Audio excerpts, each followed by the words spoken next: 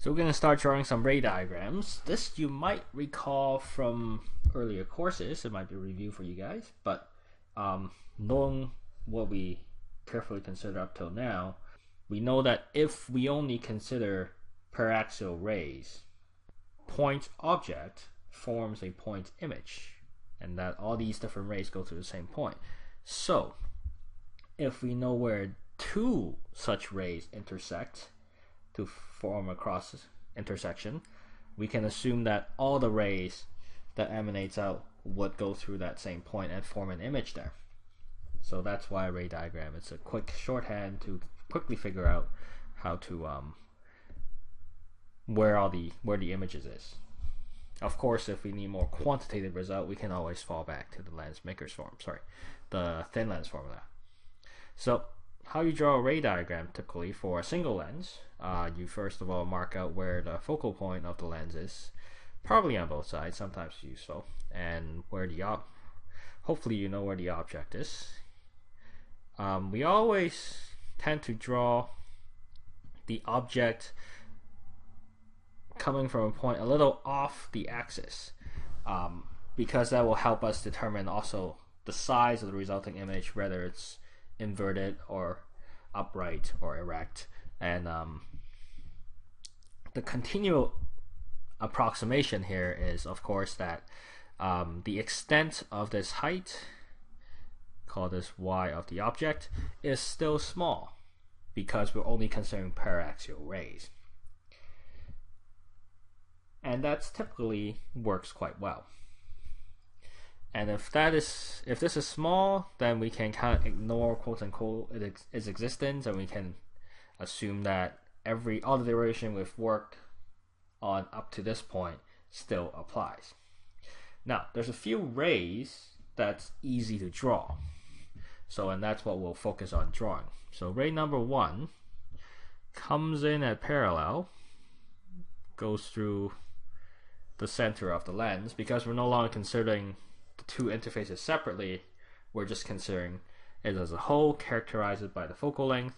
And as you know, by definition, a ray that's coming in parallel must come out and go through the focal length. So that's parallel, and then this goes through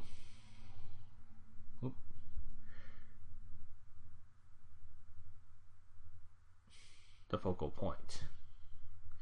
Conversely, if you have a point that goes through the focal point,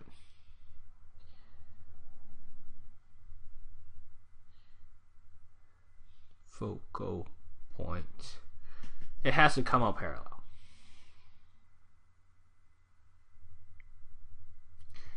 So that's two rays that's easy to draw. Another ray that's probably easier to draw, and we often draw this one instead of one of the other two, is this point that goes right through the middle. And the assumption here is, because we have a very thin lens, near the middle, both of these points are flat, and it's so thin that it doesn't deflect by very much, even with Snell's law, that it just goes straight through undeflected. So if you go through the middle, then you have no deflection at all. And you notice that if you drew it properly, all three of these should go through the same point, as well as any other ones, but we don't quite know how to draw those exactly. These three lines are the lines you kind of count on to get you where you need. You only need two of the three though, of course. And then this image, as you can see, is formed over here, and it's upside down, and you have a different kind of size. And so we can talk about various things. We can talk about this thing called magnification. So magnification we define to be the size of the image versus the size of the object as a ratio. So are we magnifying 2 times, or half a time, or whatever?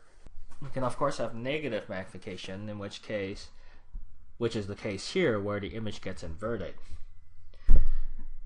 But more directly and to the point, because we call this SO and we call this SI, we can also redefine, knowing that these are similar triangle, redefine this ratio to be negative SI over SO.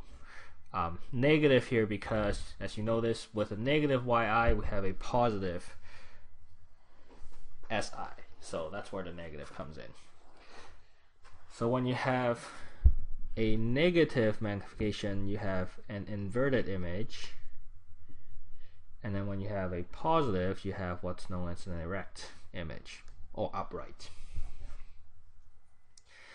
Another issue that you might run into is real versus virtual images, and I'll draw another ray diagram to show you the example of a virtual image. So same type of lens, we've got the two focus, and if you place the object really close to the lens, you get one ray goes through the focus, the other way goes parallel. Oh, they don't meet on this side over here. You have to extrapolate backwards, and you form an image way back here. So there's your I, there's your O, just to make the distinction. And so, first of all, you have a negative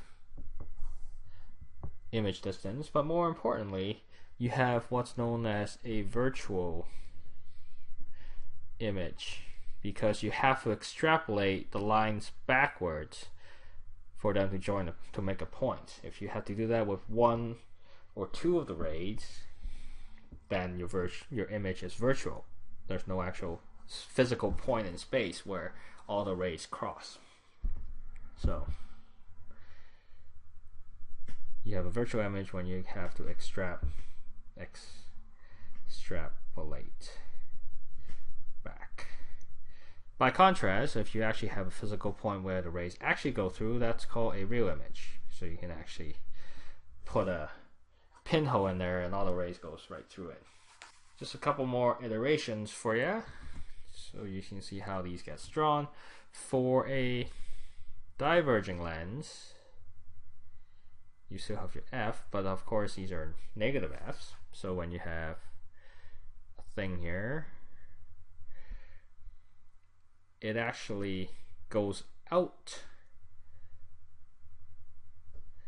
from the focus like that, and the other ray of course goes down here, and the crisscross is here, which is still a virtual image, but it's a virtual upright image. In this case it's virtual because one of the line you still have to extrapolate backwards. By contrast, if I put it much closer, same F, I still get a virtual image over here. Oops.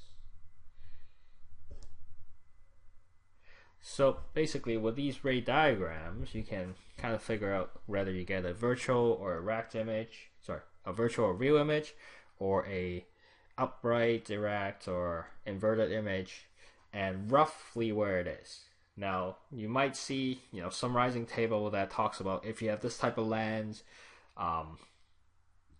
if you're at certain distance with relation to the focal length, you would get certain types of image.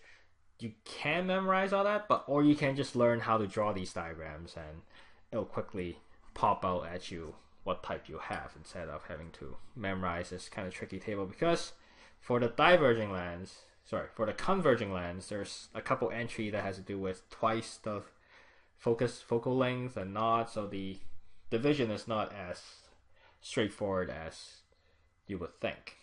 So I would definitely suggest learning how to draw these ray diagrams very quickly, rough sketches. Of course, you draw them to scale, you can get quantitative results from it, but it's probably easier to do the quantitative bit with the thin lens formula, of course being careful with the signs.